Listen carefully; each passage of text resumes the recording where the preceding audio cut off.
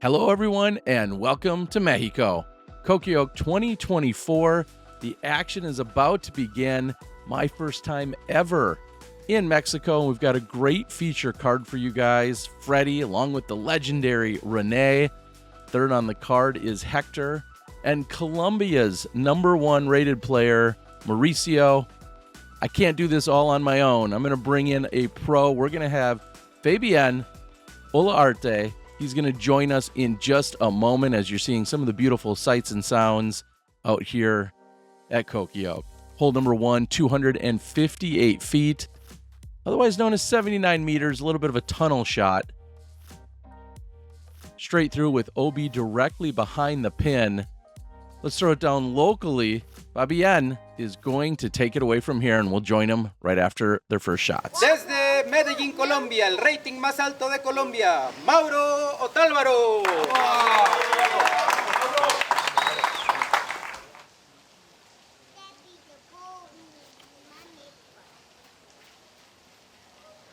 Hold over to the left, still have a chance to get up and down. Siguiente al team de la Escuela de Disc Golf Tangamanga, el rating más alto de México, HectorTovar.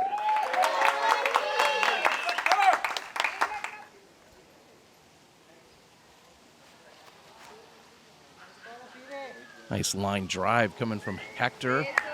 He'll have to decide how aggressive he wants to be on the putt. Siguiente al team desde Guadalajara, Jalisco, patrocinado por Dynamic Disc, la leyenda del disc golf en México y múltiple campeón mexicano, Rene, el Loco Espinoza.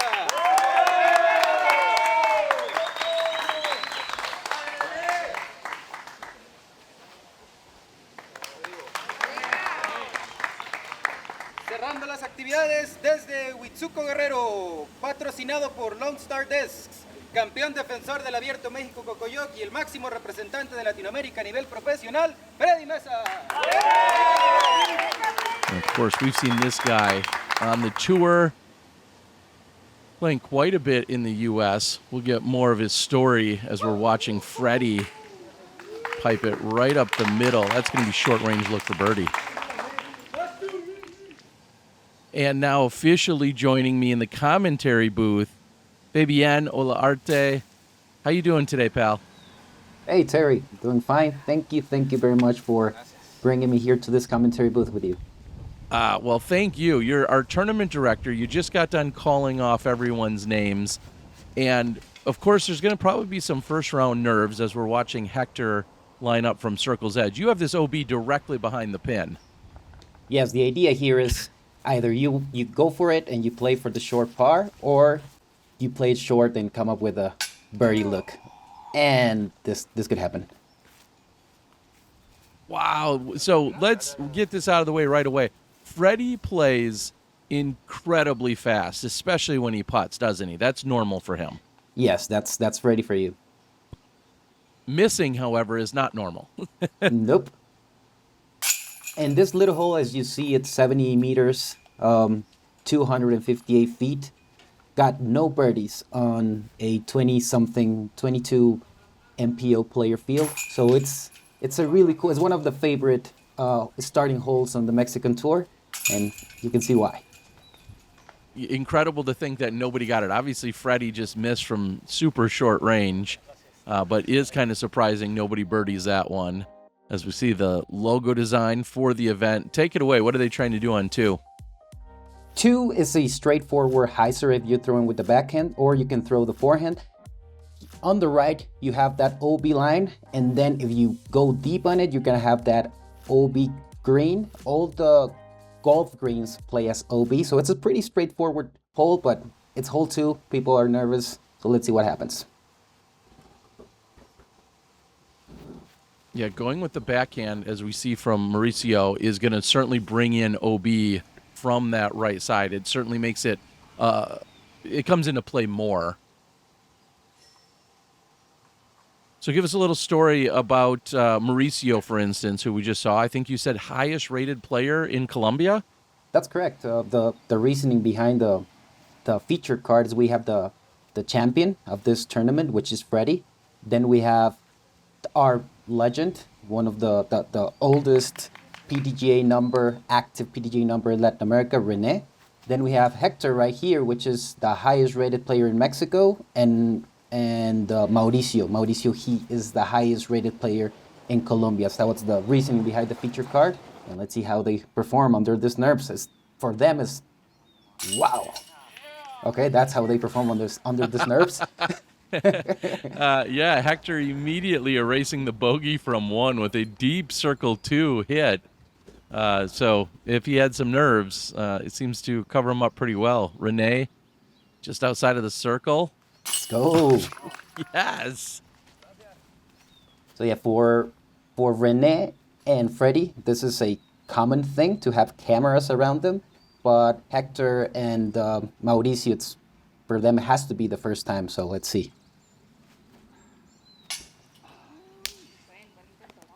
Gives it a good bid. Gives it a chance to go in, but he was big putted officially. Officially, yes. And then now a tap in, bag on shoulder, just from a couple of meters. Fredy is going to go to 1 under.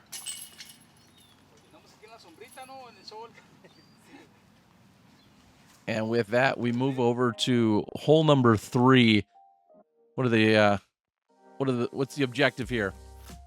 The objective here is, as you know, Terry, we are a growing disc golf community, and we need to know who has 400 feet of straight shot, controlled straight shot in Mexico. So this is straight. If you don't reach it, you have an OB golf green and a hazard sand trap.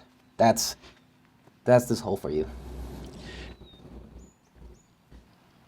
And Rene, he knows he doesn't have it. He plays for the par, and that's how he plays it, really safe.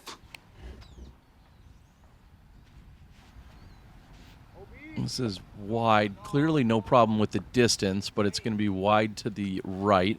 A little bit more room. OB, I feel like, comes into play quicker on the left side just because so many players are right-handed backhand, and it can possibly peel out to being left side OB, but Ooh. Hector's got it. He's got it. Yep. And like we see at a lot of events, the greens themselves play as OB. So if you go into them, you're taking the stroke. If you go into the sand traps, it's actually a hazard. You might see an OB indicator there. I think only because I don't have a hazard indicator. But you play it from where you are when it comes to the hazard in the sand traps. The greens, however, are treated like traditional out of bounds. So there's a slight difference. Both of them get a stroke.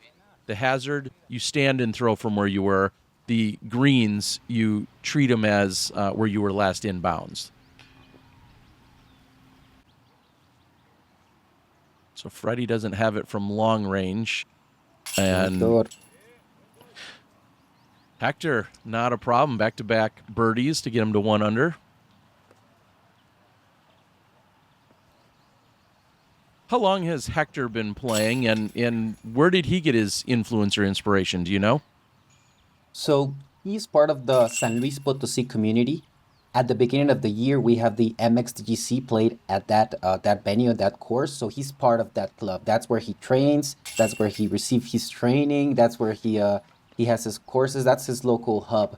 But I know he started playing disc golf back when he was younger in the U.S. So he does have some background of it. And then that course in San Luis just made him like retake the sport years after. And now hole number 4 is incredibly technical, probably one of the more technical shots out here, isn't it? Yes, it is. Say a little bit shorter through 300. You need to play the flip up hyzer control with a low ceiling. So that's the shot that's required here. Many of these holes, even though it's a golf course, they are played like wood courses. That's the mindset. We are requiring people to execute technical shots, even though we are around a golf course. So we have the Mando on the right, so somebody can't just, avoid all of the trees and go through the little gap on the right side. But then OB comes in on the left side, and that's a good kick that's going to keep him in the center. But it's very easy to kick hard left and find out of bounds here.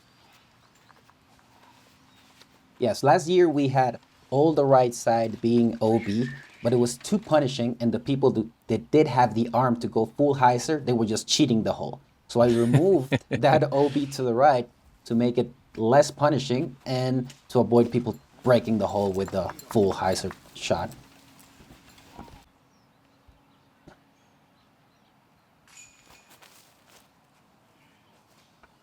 Rene's a little bit, I think, outside the circle on that one. He's gonna have to putt.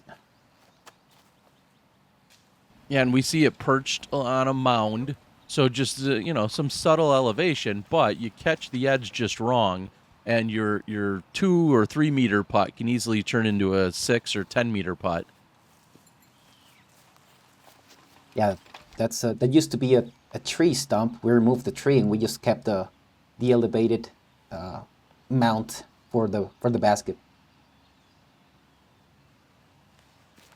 There we go.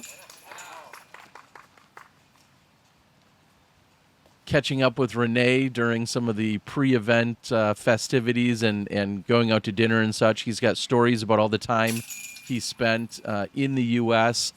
Playing golf way back in the day. Of course, like I said, PDGA number in the 7,000s, which tells you his early 90s beginnings in terms of disc golf scene. And he's certainly been quite a stud and has picked up a number of victories. And I think one of his most famous claims to fame is did he have two aces or back-to-back aces in back-to-back holes, correct, at one point? Yes, he has this crazy story in which in a PDGA event, I think the first time it happened on a PDGA event, back-to-back aces. Of course, it's not recorded, but it did make the Disc Golf magazine at the time. And there's an interview about it, so maybe we can share that link later. I love it. And this is the hole that gave me the most difficulty in terms of a drone preview. Kind of describe, we see the low line coming there out of Hector, but describe what you think is the ideal shot. So it's your choice. You have either the straight shot to the left under that tree in front of you, the small one that we call the broccoli, or you go the full hyzer around it with something really overstable. Like this one is pulled. This is not the shot. There's nothing back there. So you need to play it either tight to that broccoli tree that we have on the right or under it to the left. Those are your two options. Oh, and the forehand. I've never seen this. Let's see what happens. I don't understand this throw at all. Fredy's a damn good player. I do not fully understand the forehand option there. So he played this tournament last year, so he knows this hole. It didn't change at all. So maybe he's just changing what happened last year, trying something different. This hole gives a lot of struggles to people because it's short. It's technical. And I love the basket that hangs there, and that is, you don't see it swaying, so to speak. There's very light winds right now, but you really don't see this basket swaying much as it's mounted there pretty steady. Yeah, and it has an attachment to the ground, so we don't want for it to be swinging. It was just a solution for it to be high, so that's it. But people love it. Now, this course, as Hector's just off the basket, this course, if somebody were to visit this property, is this course available all year round and on any given day? And is it pay to play or is it free? So yes, it's available every day of the year, but it's pay to play. It's 315 pesos, which is around $14 to play. But you have a really good disc golf course with 3 different layouts all by yourself all day long. You won't have any backup. You're gonna have a golf cart following you with really cheap sandwiches and whatnot. So it's everybody that goes there to live the Cocoyoc experience knows it's worth it, either to play the tournament or just a casual weekend at the club. And we head over to hole number 6. These first few move pretty quickly. What are we doing on 6? 6 is a straight shot with a backhand, a turnover. People with shorter speed, they're gonna struggle with this green and hazard, but these guys on MPO, they're gonna fly above it either with a forehand or a turnover backhand. And hole 6, spoiler alert, comes in as tied for the easiest hole on the course relative to par. Plays at 2.42 for our MPO division. So 6 and 12 are both tied for the easiest on the course. So when you talk about must-get birdies, this is one that comes to mind. Yes, that's correct. I Just know. outs- I know, Terry. You played the tournament. Well, not the tournament, but you played the course in a flag start and later on in a casual. How do you do in this hole? This one's as you were seeing, this one's great if you've got a forehand because that's a way to avoid the bush right there. For a backhand player, I feel like you just got to punch it hard with a mid, maybe a fairway, but probably a mid range, and just get yourself to the circle's edge. There's no obstruction here on the green, so it should be a get must get birdie, as we were saying, as Rene doesn't have a good release there. But if you've got the forehand, I mean, I think this is just child's play, just to toss the forehand out there, let it crash in, and we see Fredy convert from circle 2. I see. We see Mauricio. He keeps missing height. Did he go big? No, he skipped long, but that has been his miss. I think all the way back to hole 1, and almost every other miss that he's had has been high, which is interesting because you feel like when a player's maybe a bit nervous, low would be, you're tentative. Low would be the miss, but it seems like him hitting off the top of the basket and even sliding off the relatively flat basket top has been a little bit of a problem for him. Yeah, he's nervous. More than nervous, he's pumped. I talked to him. I talked to him beforehand, and he was drinking a lot of coffee, so he was ready. So that's why he's missing high. That Colombian coffee, maybe. Yeah. Not his friend here. So, hole 6, relatively easy. Big thanks to our friends over at Shaman Disc Golf. This is we've got more stories to share about them as we go on, but we moved to 7. I love this hole. This is a straight shot with a backhand, but you have an island, an island that's 38 feet from the pin. This hole is one of the few that's remained the same since the first layout, and it's another kind of must get. But once you miss that island, it happens pretty often. You go to a drop zone to throw your third. Short range look for Hector, not a problem. And Fredy will pretty much match that. Just a few extra feet, but not a problem as well. Yeah, I feel like well, first of all, if you miss this drop zone, if you miss the island and you go to the drop zone, that's almost a guaranteed 4, right? Because the drop zone's so far away. Roughly how far away is it? Yeah, the drop zone is like 70, so it's like a jump out or a throw in. It's meant to punish whoever misses the island, and Mauricio gets saved there by the mark of the circle. Oh my God, he almost got it. Yeah, now that one's low after I just got done saying what I did. But yeah, you see the string is actually the OB, and so just outside of our circle 1 is where you find the string. But all 4 of these guys getting inside the circle or inside the inbounds area. Is that one short for Rene? That string that you see outside is the OB for the other divisions, the other layouts. Ooh, another short miss by Fredy. So the other divisions like MA 50, they don't play the island. Okay. They do have OB. That's the outside rope that you see there. Okay, so they're not playing it as an island as we see our MPO and a few other divisions play. Hector picks up yet another birdie. That's his 4th birdie. Remember, he opened with a bogey and has since then picked up 4 birdies in the next 6 holes. And seems like he's kind of setting the pace, and Fredy's going to fall one behind him. Yeah, all year long, Hector has been like really poised in the tournaments. You can see him like not getting nervous on any situation and just keeping up. This hole, 352 feet. It's a turnover with the backhand or a forehand if you have it. You have that short OB golf green and the hazard, and then there's deep OB. So you cannot just power it all the way there if you have it. You need to be touchy. That's a shot. Yeah, I love the turn. It's going to flex back out. How close? Yes. Well, just do that. That's going to be short, I think. Nope. Just barely circle setch.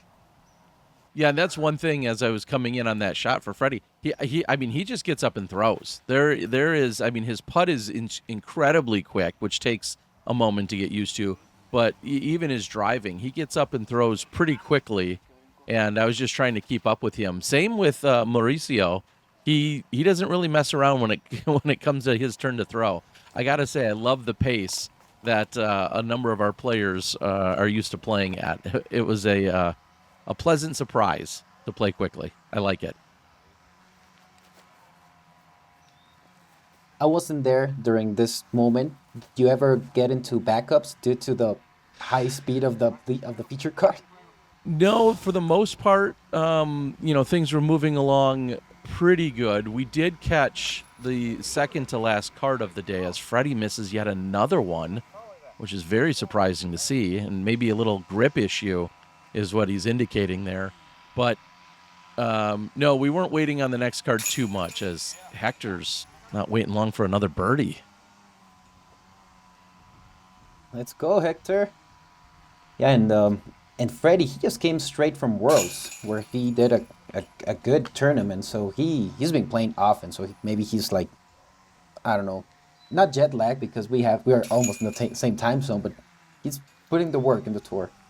Yeah, it's just a lot of travel. It's a grind. We know what. México, amigo. Rene saying hi to everybody.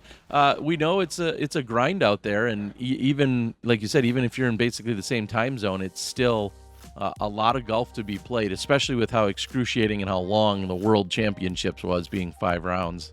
And now we have another tunnel shot with some OB, right? Yes, another tunnel technical shot. Either you go with a flex, really overstable disc, or a straight shot with a putter or mid-range, and you have OB to the right and to the left. It's another technical shot inside of a golf course. I can see the mistake being low because you're trying to avoid, and now back-to-back shots, you're trying to avoid, the canopy that you have, but that gets a good forward skip, and Fredy's going to have another look from circle 2. This is one of the holes that Rene is thinking about birding it because he doesn't have many opportunities. He knows he lacks the distance, but with that distance and that putting, that's how he wins tournaments in Mexico. So he really tries to take advantage of this types of hole. And you see that Mando over there is to avoid people throwing that forehand around it and going directly to the previous pin. So we just want to keep people throwing the intended shot.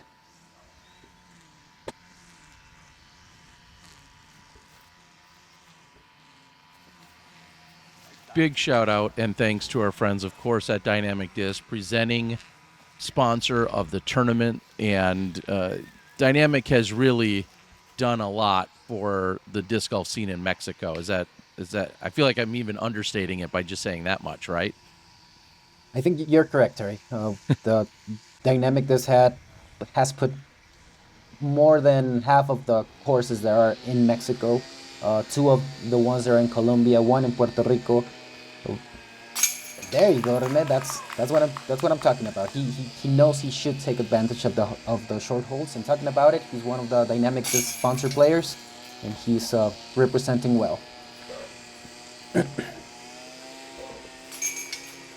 There's a new course coming in Querétaro in Mexico, and another one in September in Montevideo, Uruguay. Both of them with baskets donated by Dynamic Discs. And now we head to a par 4. This is really unique. I like this one. Yes, this is if you see the number 461, you say, oh, I might eagle it. And I know Fredy has tried it, but it's not an eagleable par 4. You need to go through this double mando, which is pretty fair, to set up your second shot directly to a mount. And, mounts bring roll downs on your putt. That's the idea behind this. Yeah, so you have, as you're just saying, you first have to make the mando, which Hector flirts with the right side. You have to make the Mando, but then there's OB that will be along the entire left-hand side. Fredy is going to get really aggressive, and he's going with the roller here, which easily makes the Mando. Now he's trying to get that one to maybe go up the hill. Oh my God, Fredy! So over the green. Wow. So he gets it inbounds, and that's truly one of the best shots you could possibly see on this hole, I feel like. Yeah, like having the straight look throwing chance for the eagle is only Fredy can do it. Like, oh, I've only seen it twice. Last year he did it, and this time that I'm seeing it right now. And more traditional right up the middle there for Mauricio. Not a problem. Now it's just a matter of getting the approach to stick on the hillside and make the putt. And you see that one's going to be short and right. So we'll see how aggressive. Yeah, that's when you have a real decision to make. And so Rene's going to go over the out of bounds and then finish on the left side of the green with that one.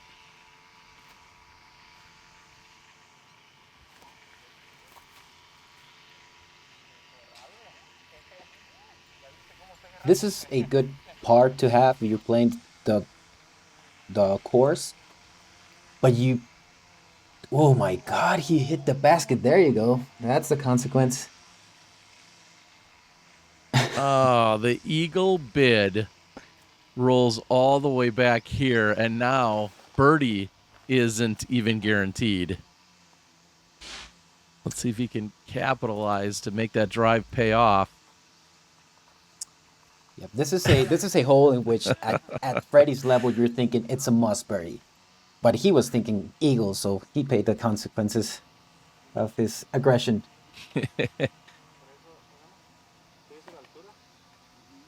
Wow, and a favorable reaction off the ground there. How that doesn't pop up and then roll down the hill is beyond me, but Hector's going to be right there for the par. Rene, now with the birdie look. Oh, sit, no. Oh, I think it looks like a short roll. Nope, it went outside circle. So this is our last chance for birdie?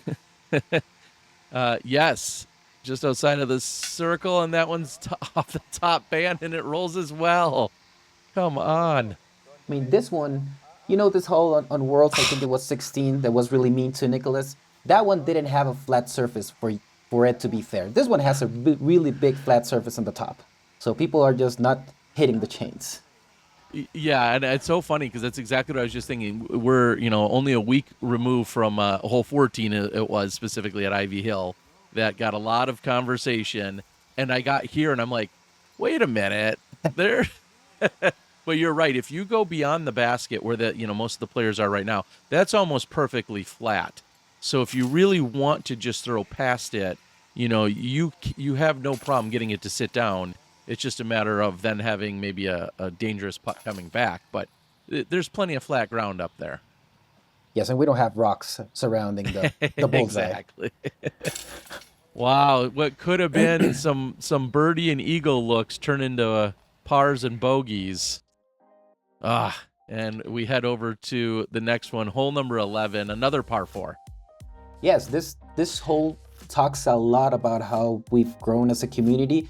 Without that OB line that we have in the middle that we can see from the drone, and the same basket position, that used to be a par 5, and people struggled on this one. We turned it into a par 4 now, and we added that OB line, and it's one of the favorite shots of the course. You need to throw either this turnover above the tree that you see in front of you to the left, or a forehand. You just need to be inbounds on your first shot and then find your way to the green. Either a straight shot if you are close to the OB line to the left, or if you are there where Fredy just landed, you have a more technical shot, either a forehand or a putter shot.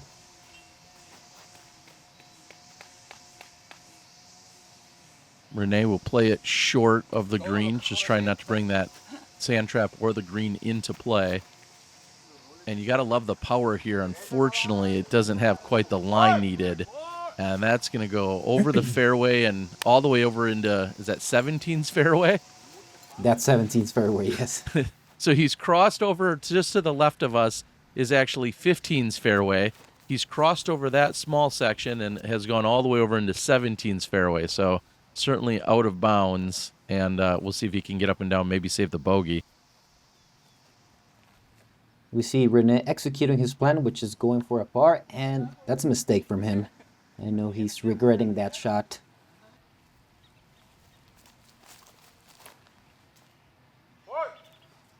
Hector somewhat Did he? pinched Ooh. off, but he skips up and out of the hazard. So he should still have a par possibility, or maybe even a long throw-in, but likely a par.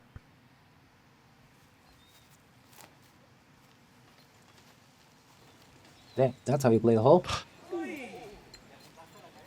Yeah, just forehand, and tap in birdie. Fredy's got it. This is playing as the third easiest hole on the course for our MPO division, seeing 21% of the field getting birdies. I'm actually surprised that that's how it played. Used to play harder. That means that we have better players than last year. And starting to figure it out.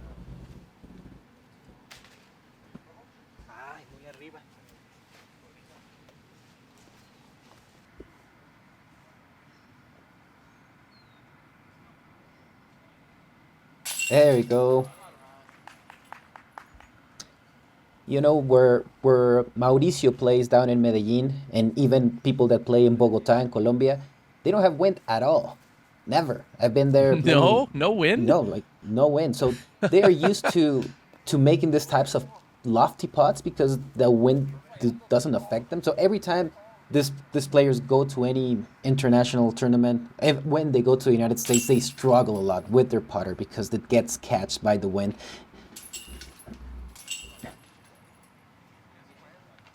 Fredy with the lone birdie of the card, and Rene's going to fall back to even. Seeing a little transition screen. We'll talk about that in a moment. First, breakdown hole 12, which I said ties for the easiest hole on the course. Why is this? Yes, this is a short 20 foot hole. It's a hyzer, but then you have it starts going down. The slope goes down, so it tracks you over to that OB. So you just need to hit a slow disc with not too much glide, and that's the shot. That you can see there why it's so easy. Oh, he went long. See how he plays that putt.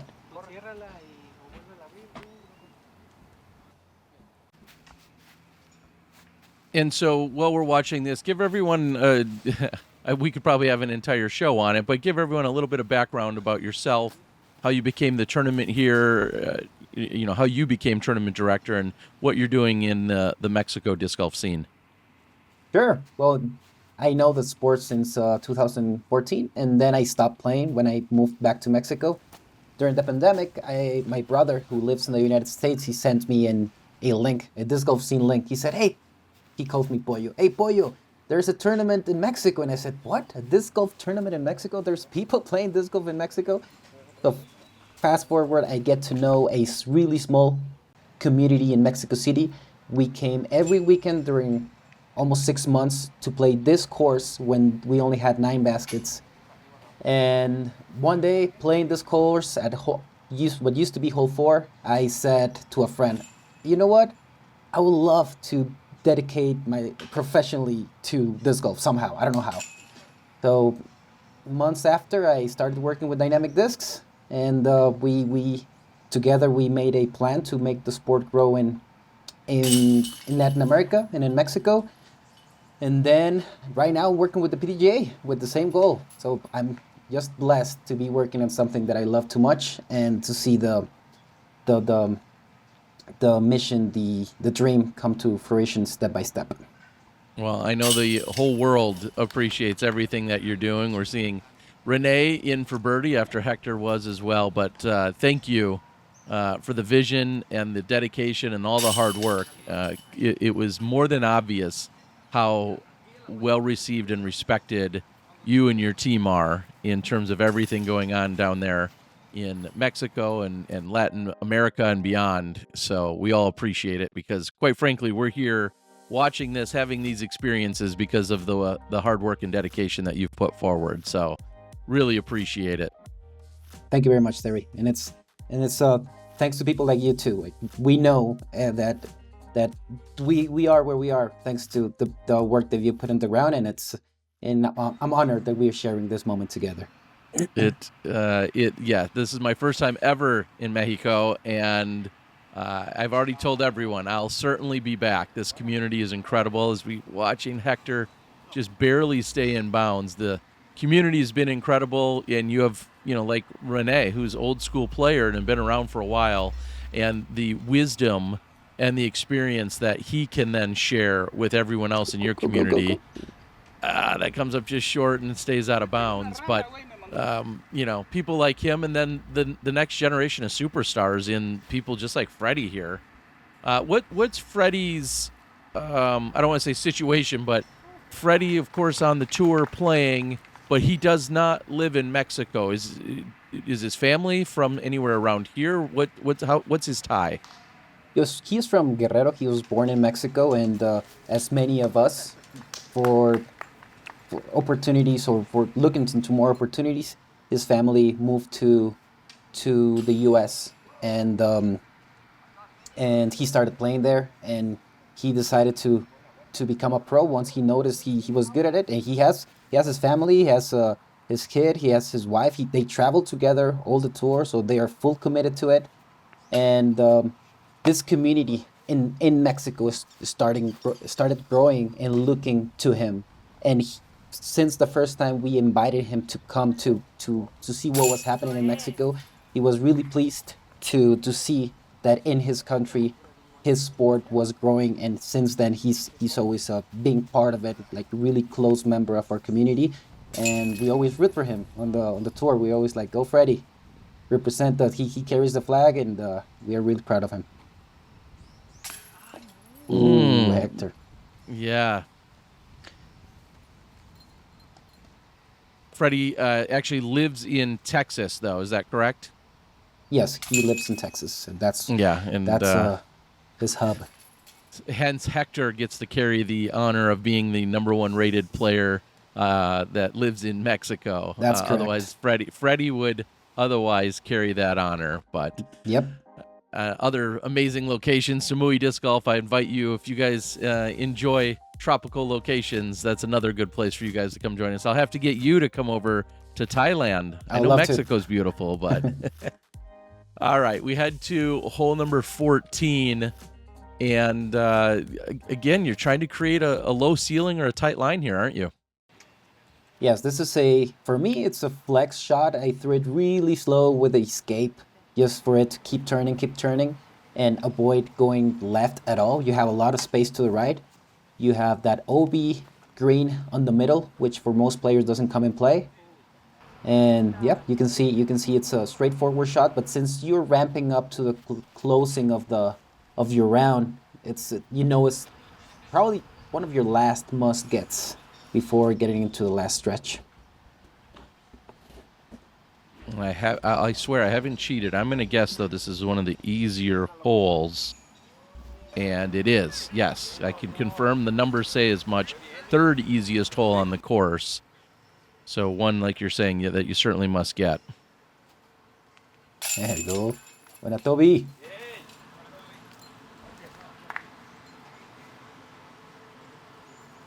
So he'll move back to 5 under. That one's going to be short. So Mauricio just not quite on with the putter. Fredy getting things going again now. He's tied with Hector at 5 under. What did you predict, as we'll kind of start looking at some other scores here soon, but what are you kind of predicting as, a really good round or maybe even the hot round? What would you expect from our pros?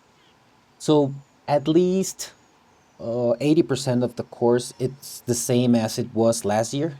Last year, we only had 15 baskets. So based on that, and Fredy played the hot round with 8 under. So I'm thinking something somewhere around that, or 9 or 10 under. That's what I was predicting. Yep, 9 to 10 under.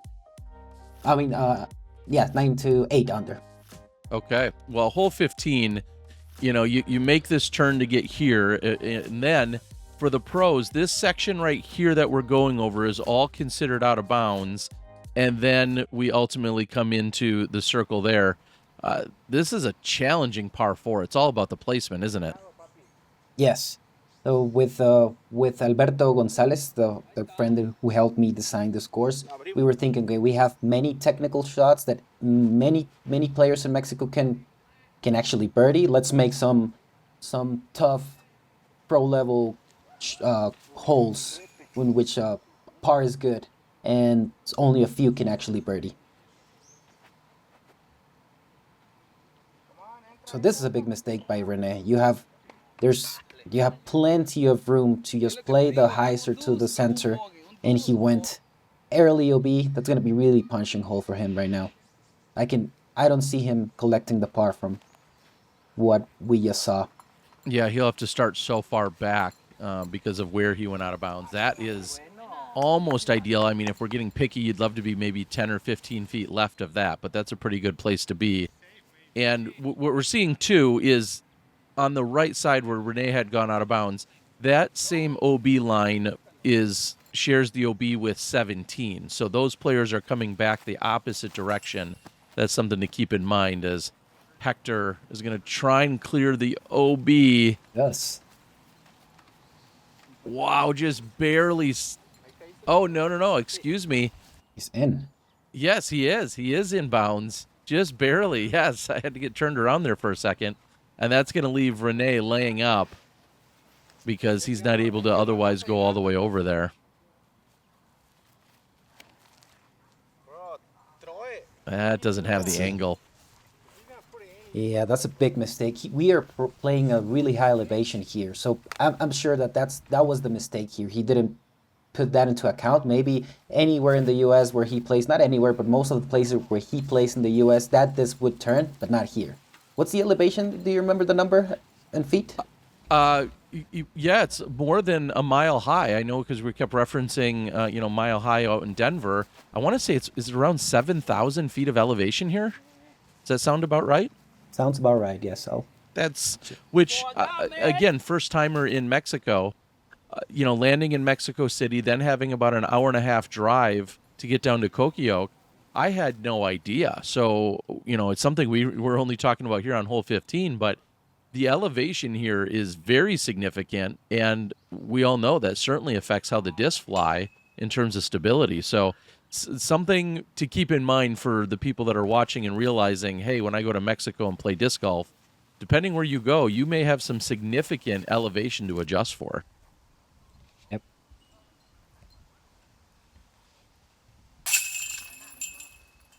Something that I'm hoping that we can fix next year is to make that OB lines a little bit more visible with white stakes or something that I've been looking in the tour. We were thinking of hay bales are really expensive. We tried to put some of those for this tournament. That is really expensive, but yeah, we're improving year by year.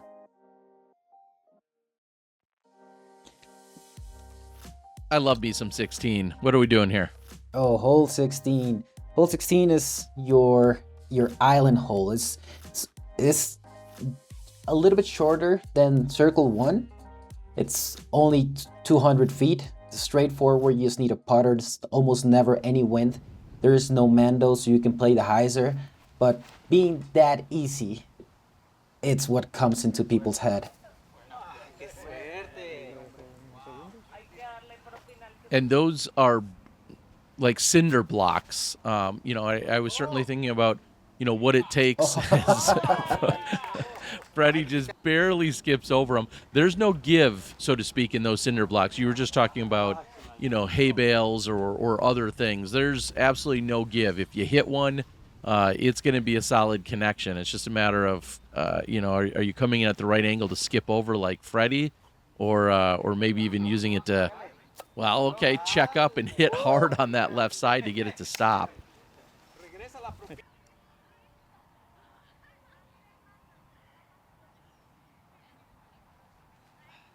So in Spanish, the number 16, it's pronounced, it's 16. So the word ends with ace, DSC's ace, right? So we have a tradition for this hole that's called DSC's ace. When we are playing a casual round, we play it 2 times. The first one counts, but if you make the ace on the second try, that one counts, only if you make the ace.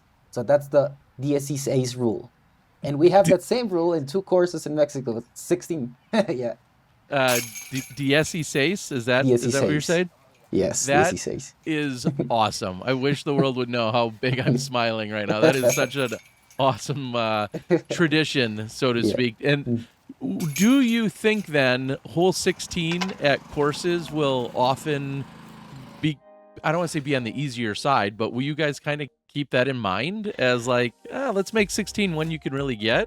Well, I have the chance to design some of the courses here in Mexico and in Colombia, and I keep that in mind. I at least try to give one ace run for the course, but when we can make it to be 16 and keep that tradition going, it's just sweet. Everybody loves it. I absolutely love it. Well, here we are on 17. This one's unique, and not only is it the longest one, it's over 1,000 feet. It's a par 5, and now we're seeing Hector actually. Now he crossed over the OB into 15, so that's going to be out of bounds. But this first shot's pretty straightforward in that sense. This is perfect, and I'm going to pan over probably because there is a post, and you must be to the right of those 2 posts, or I should say of the right one. That is a mando in which you're telling people that they need to go to the right of that, correct? That's correct. And playing it safe, it's what Hector was trying to do. You do have plenty room to the right, but he made a really big mistake. It's that OB long that he went through, it's way long. So there was no need for that mistake there. Rene is playing it for the par, and Hector, I think he's still able to play for the birdie from where he just landed. This used to be the longest hole in Mexico, but then the course Jaguar, where we played the MXDGC, my friend Alberto came up with a longer one, way more technical, way more difficult. This one is just long. You need to be precise. We have straightforward. You can see the yellow stakes there. But the other one is way harder and just a bit longer. Okay, I'm less interested in longer and harder as a par 5 here. And we're going to see that overhang, which is used for the, traditionally for the ball golfers, but that overhang area, when you get into these next couple of shots, it's going to be a matter of, are you throwing underneath to get to the pin, the white basket out there, or are you going to try and go over the top? And that's kind of an interesting decision as we're going to watch the roller here. Oh, that's out in the OB territory. The question is, does it have enough space to get back? There you go. Oh, it does. Look at that, by only a couple meters.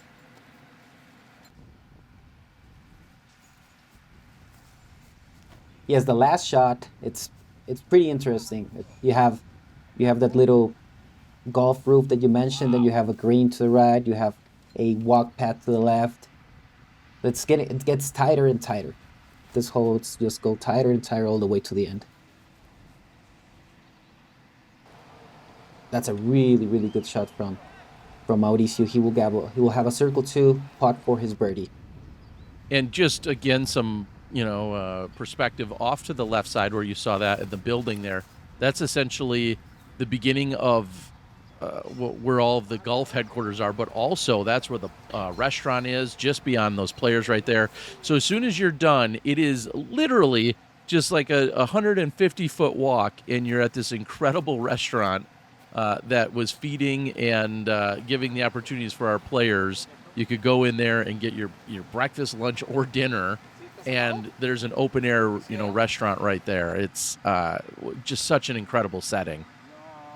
Yes, most of the tournaments in Mexico are played in public parks. So everybody has to find their own food, or sometimes even move casual people in the park just to play. So this course being as particular as you experienced it with the restaurant, with it being private and well maintained. There you go. Let's go, Mauricio and Otálvaro. Yeah, he's closing good. Makes for this event, like, people are waiting for the opening of the registration. This event, which has a 112 field with all the divisions, it was complete. The registration was complete in 2 hours. Wow, selling out in 2 hours, 2 hours. Is insane. Wow. Yeah. And I didn't realize it went that quickly. I think you played a big part of it, because I always say, okay, it's opening in 10 days. People are getting excited and sharing the post. And then I shared, Terry Miller is going to be at the event. Everybody's like, oh my God, I need to be there. So as soon as I open it, I just saw the registrations coming in. This got seen in my email. It was like, 2 hours. Well, this one is 18. We're going to start closing out. We'll have more stories and good information in rounds 2 and 3 for you guys, because I love sharing everything that's happening. But 18 is marked. We see an island green here, so to speak, but there's plenty of room to lay up if somebody wants to, as the group is going to kind of do that same tradition we've always had in the U.S. Little high fives as everyone's going to close out the round. Mi amigo. But you can lay up to the left-hand side where we see all of the flags. There's an area over there to play safe, or you can do what we're going to see from Fredy and try and go for it. And many of these players do have the shot, do have the power to get there, but it's not easy. It's not easy, and it teases you. It really, if you know you can make it, you feel bad of going for the layup, which is not an easy part. It gets in your head. But I think we're going to see three runs to the island, and we can see Mauricio. He made it with his power forehand. Let's see what Hector does. That looks a little too tight. Yeah, and it's caught up by the trees. He needed that to be wider. I love the angle because it was going to kind of Anheuser all the way to the pin, but he needed that to be a little bit wider. And Rene, not having the power to be able to go after the pin, is just going to play for the smart layup and really lands almost right next to the drop zone. Yeah. And so you can see it's just a few feet in front of him. And we'll see if he can get up and down and still save a par. And just like that, he's going to get a stroke on the two aggressive players. That's the idea behind the hole. Fredy was at 6 under. He's going to try and get up and down to get out of here at a 5 under. And should be easy to do so, but finishing with the bogey. And Hector will likely remain one behind Fredy. Mauricio with a birdie look.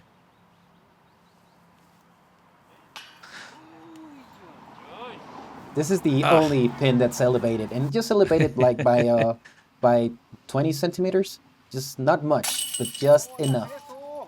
Oh no, and enough to bite Hector, as that's going to be a double bogey. And with that, we're going to start to close it out. Thank you to all of the sponsors, including Dynamic Disc, our presenting sponsor. Thank you to you, Fabian. It's just so incredible that this is the first round of coverage I've ever had in Mexico. I'm looking forward to rounds 2 and 3. I'll let you break down. We're going to see our top 8, as in the top 2 cards. We'll have you break that down and what we're going to see in round 2. You'll come back. You'll do more commentary, I hope. Yes, please invite me. I'll be here, I promise. So first we have Roberto Broyard. He's representing the Disc Golf Club from Guadalajara. Roger, Alberto, Fredy, Diego, Hector, Gary from Emporia, Jaime Velasquez. We have a pretty well-known list of players there. Not any surprises. Probably the big surprise is not seeing Fredy all the way up there. We'll see you guys for round number 2.